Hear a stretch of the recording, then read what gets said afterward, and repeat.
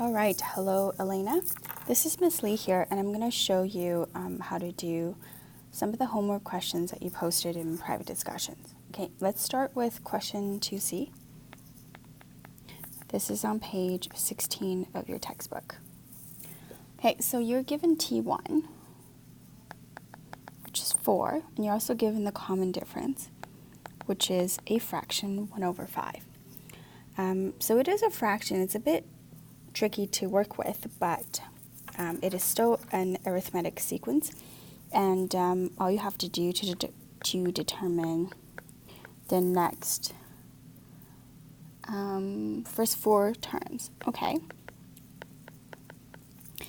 is you start with 4 and you add 1 over 5 to get T2, and then you add 1 over 5 to get T3, and then once you have T3, you again plus 1 over 5. Okay, so T1 is equal to 4. T2 is equal to 4 plus 1 over 5. When you're adding a whole number with a fraction, you can just write them together, like 4 and 1 over 5. This is called a mixed fraction. T3 is equal to T2, so 4 and 1 over 5, plus 1 over 5. Okay, so when you're adding a fraction with a mixed fraction, you keep your whole number in front of the fraction. Okay, you keep the 4, and then you have 1 over 5 plus 1 over 5. Well, you already have common denominators, so you can just add your numerators. 1 plus 1 is 2, so you have 2 over 5, and that's how you get your T3.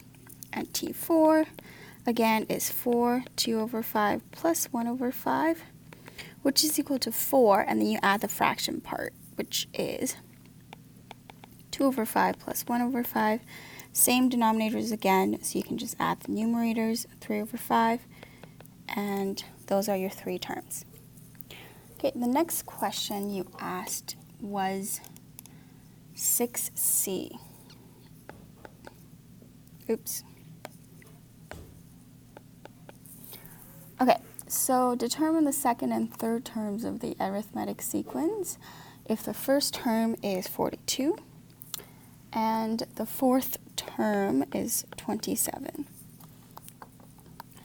I'm not sure where you are seeing the solution 19 and 30.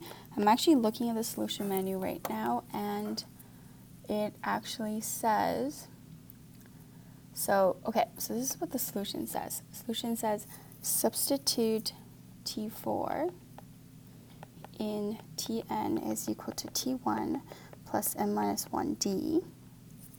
Okay, and then the solution went on and wrote 27 is equal to 41 plus 3d, so 4 minus 1d, right? And then they, oh, sorry, not 41, 42. And then they moved the 42 to the left side of the equation. So 27 minus 42 is equal to 3d, which is equal to minus 15. Oops.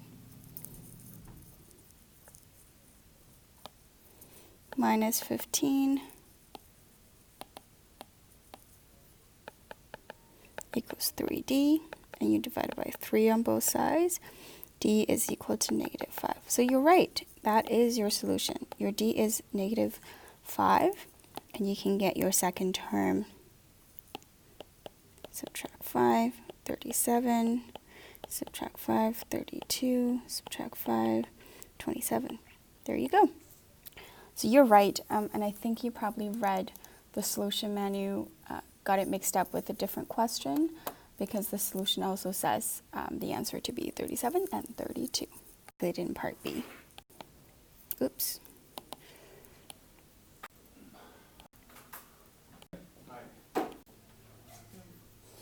Okay, the last question you asked was about question number 10, where you're asking how does 5y and 3y cancel each other out to receive negative 3y. They don't, so that's the short answer, they don't. Let's take a look at question 10. So it says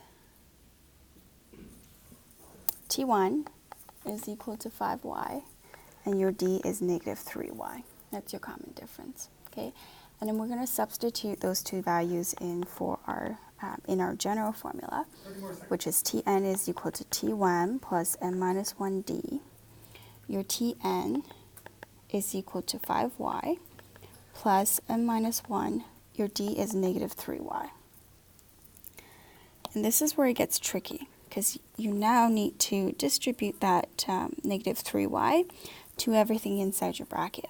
You're going to multiply them together. So you have Tn is equal to, let's just copy down 5y. It's equal to negative 3y times n is your first part, which gives you negative 3yn.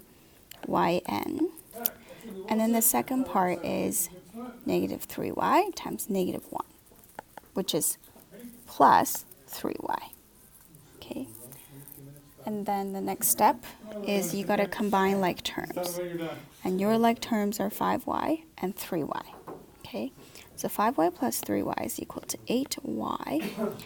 And then we're going to copy down this term here because there's no other like terms to combine it with.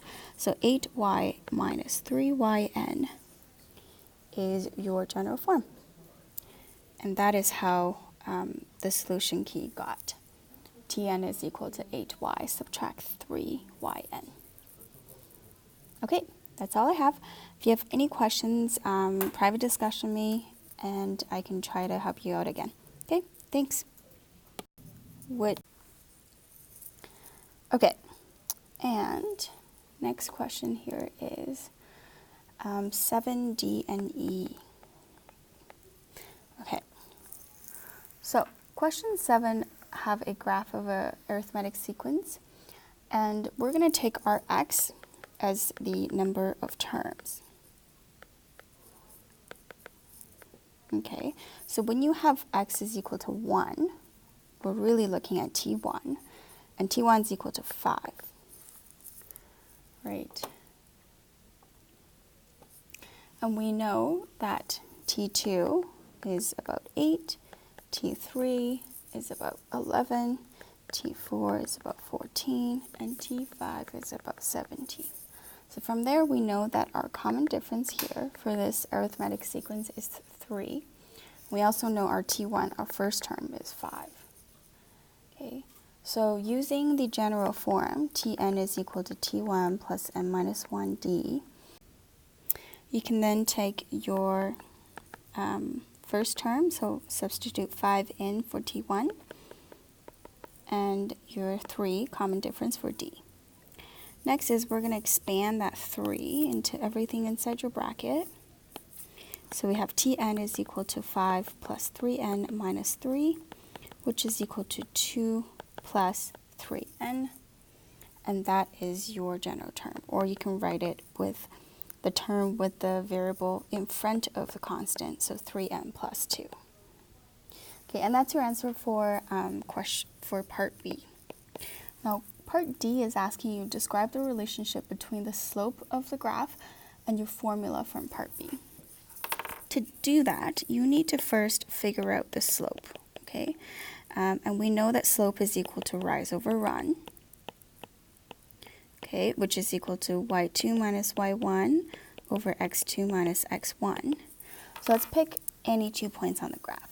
I'm going to pick x is 2 and y is, actually, x is 1 and y is 5. And then I'm going to pick another point that's really clean to work with. So I'm going to pick 6 as x and 20 as y. Okay, so 6 and 20. All right, so that's where you have your x1 and y1, and then you have your x2 and y2.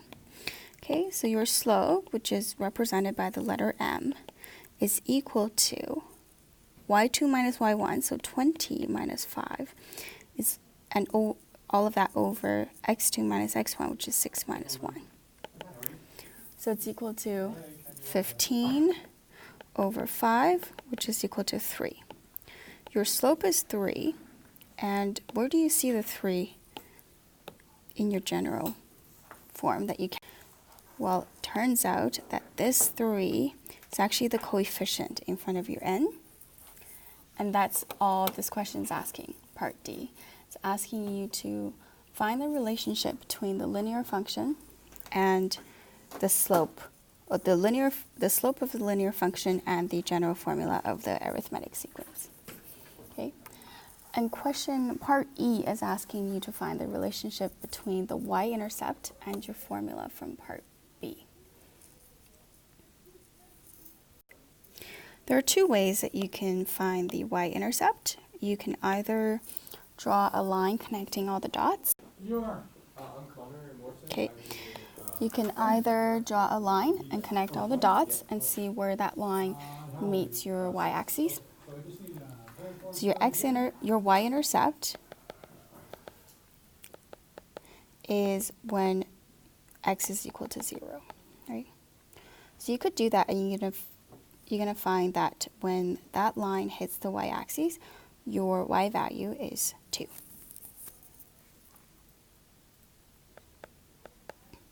Or you can also use arithmetic sequence properties where the common difference is the same, and take your t1, which is when x is equal to